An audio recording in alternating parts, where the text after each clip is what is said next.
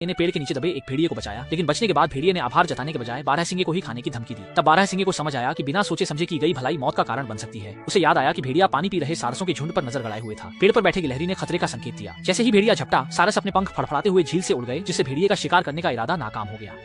उसने अपना सारा गुस्सा पेड़ पर बैठी गिलहरियों पर निकाल दिया और पेड़ को जड़ से खोदकर उन्हें खाने की ठान ली। जैसे जैसे भेड़िया खुदाई करता गया, पेड़ झुकने लगा। गिलहरियां खतरे में थीं और उन्हें ऊपर की ओर भागना पड़ा। इससे पहले कि भेड़िया सफल होता, गिलहरियों ने छलांग लगाई और दूसरे पेड़ पर पहुंच गईं। भेड़िए ने ऊपर देखा तो उसे अपनी गलती का एहसास हुआ। पेड़ का तना झुकने लगा तो भेड़िया जान बचाकर पीछे भागा और खुद को खुशकिस्मत बताते हुए अपनी सलामती की दुआ करने लगा। पेड़ बहुत तेजी से गिरा और भेड़िए को बुरी तरह कुचल दिया। अब भेड़िए का सारा घमंड चूर चूर हो गया था। वह बाहर निकलने के लिए छटपटा रहा था, लेकिन उसकी सारी कोशिशें नाकाम रहीं। तभी पास ही पानी पी रहे एक बारहसिंगे ने दूर से आती मदद की पुकार सुनी।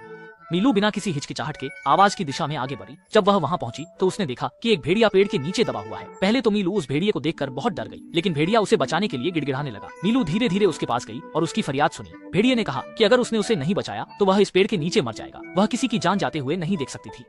अगर इसे बचा लिया जाए तो भेड़िया वादा करता है कि वह हिरण को नहीं खाएगा, बल्कि उसकी मदद का बदला भी चुकाएगा। पहले तो हिरण को भेड़िए की बातों पर यकीन नहीं हुआ, लेकिन आखिर में उसकी अच्छाई उसकी समझ पर भारी पड़ गई। हिरण की दया उसे वापस खींच लाई और वह भेड़िए को पेड़ के नीचे से निकालने की तैयारी करने लगा। उसने अपने सींगों से पेड़ का एक सिरा उठाया और पूरी ताकत लगाकर भेड़िए के लिए थोड़ी जगह बनाई, जिसके बाद भेड़िया उस जगह से बाहर निकल आया।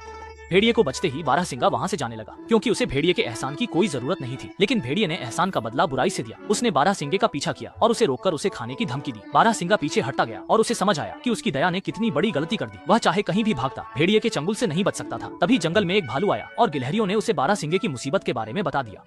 भालू ने यह सुनकर एल्क की मदद करने का फैसला किया। जैसे ही भेड़िया एल्क को खाने वाला था, भालू सामने आ गया। भालू को देखकर भेड़िया डर गया और कुछ नहीं कर पाया। भालू ने अनजान बनने का नाटक किया। भेड़िया ने कहा कि एल्क ने उसे पेड़ के नीचे दबाकर मारने की कोशिश की थी। एल्क ने कहा कि उसने ऐसा कुछ नहीं किया, लेकिन उसके पास कोई सबूत नहीं था। भालू ने उन्हें फिर से वही करने को कहा जो हुआ था और वे सब घटनास्थल पर पहुंच गए। एल्क ने पेड़ का तना उठाया और भेड़िया चुपचाप नीचे लेट गया।